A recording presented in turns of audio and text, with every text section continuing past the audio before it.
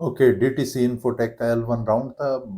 हालाँकि जो इंटरव्यूअर थे वो थोड़े सीनियर लगे मेरे को। अ, जो ज़्यादा डीप में तो नहीं गए, बट उन्होंने हाँ डेफिनेशन और try to gauge what things I have done so far, वो वाला एक्सपीरियंस रहा उनके साथ L1 में। शायद L2 में वो और ज़्यादा कुछ कोडिंग और मोर टेक्निकल थिंग्स पूछेंगे।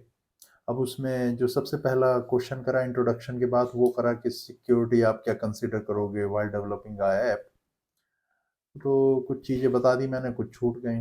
जैसे मैं बताया था कि फॉर्म सैनिटाइज कर लेंगे जो यूज़र इनपुट दे रहा है।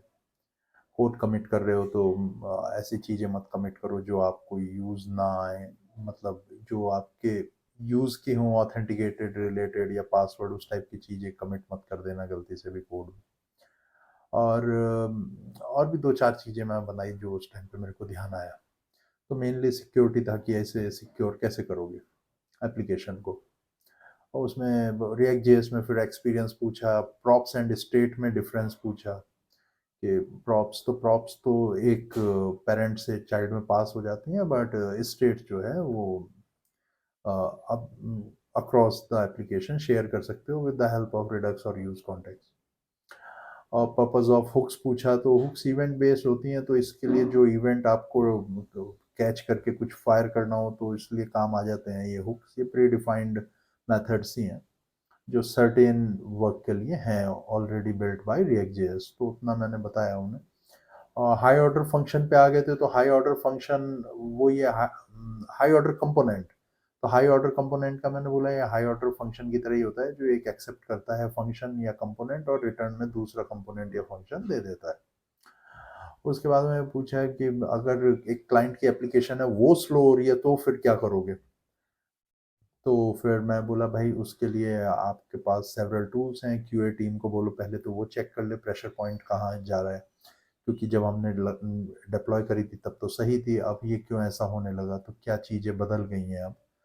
और फिर कुछ हमारी स्टैंडर्ड प्रैक्टिसेस हैं जो हम अपने एंड पे भी डिबग कर सकते हैं, जैसे लाइट हाउस यूज़ कर सकते हैं, डेव टूल बार यूज़ कर सकते हैं, रेंडरिंग का हम देख सकते हैं पेंटिंग कब हो रही है डेव टूल से।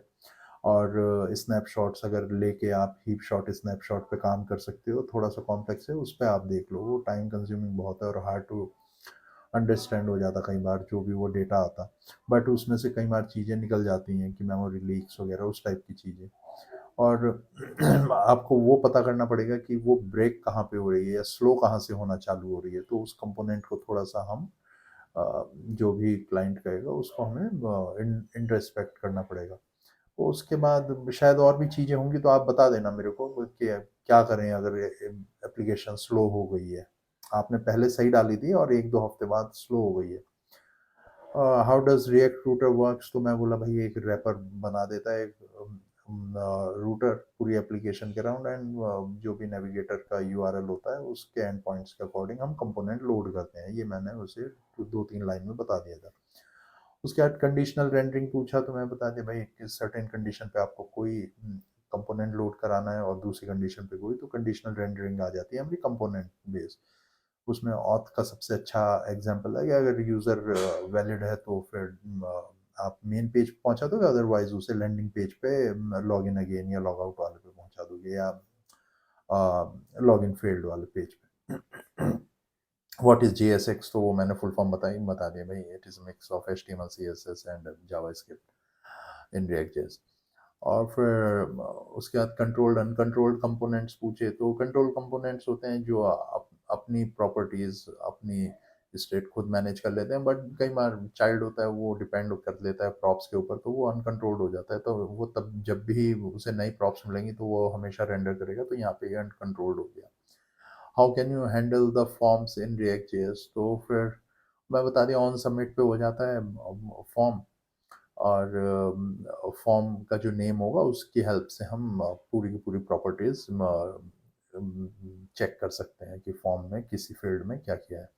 असेसमेंट के नाम पे उन्होंने एक टास्क लिस्ट ऐड करने को दी थी, वो मैंने कर दी थी, आधा ही करा था वो, फिर उसके बाद उन्होंने बोला रहने दो, क्योंकि शायद मैं कर ही देता, वो पूरा टास्क लिस्ट था वो, मतलब ऐड करो और फिर वो चेक कर दे तो स्ट्राइक थ्रू हो जाए, तो वो वाला बनाने को बोला था, कर दिया था मैंने काफ़ी। अब वो 5-7 मिनट में और क्या ही करता।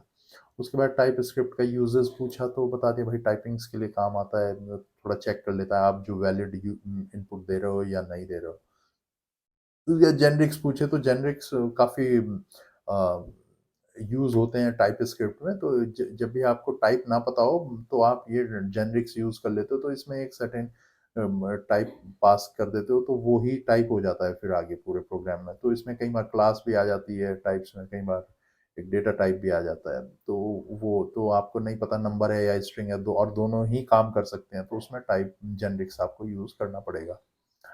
और वेब पैक के बारे में आए, मॉड्यूल फेडरेशन के बारे में आए, वेब पैक क्या प्रॉब्लम सॉल्व करता है, तो बता दिया भाई बंडलिंग करने के लिए काम आता है, तो आपका जो भी बिल्ड है वो एफिशिएंट बिल्ड क्रिएट कर दे, तो उसके लिए बंडलिंग टूल है ये। तो इसमें काम आ जाता है। मॉड्यूल फेडरेशन का तो खैर वो बता ही दिया तो कि भाई सेवरल एप्लीकेशंस हैं तो उसको हम कैसे करें। इसके एडवांटेजेस पूछे मॉड्यूल फेडरेशन में, बोला लार्ज एप्लीकेशन में अगर बहुत सारी टीम्स इन्वॉल्व हो रही हैं तो उनको कैसे हम आगे काम कर सकते हैं उनके साथ, तो उसमें फिर फ्रिक्शन नहीं होती डिफरेंट टीम्स में। जो लार्ज टीम्स होती हैं तो वो अपना इंडिपेंडेंटली काम कर सकती हैं डिफरेंट रिमोट एंट्रीज पे जो चाइल्ड ऐप्स हों।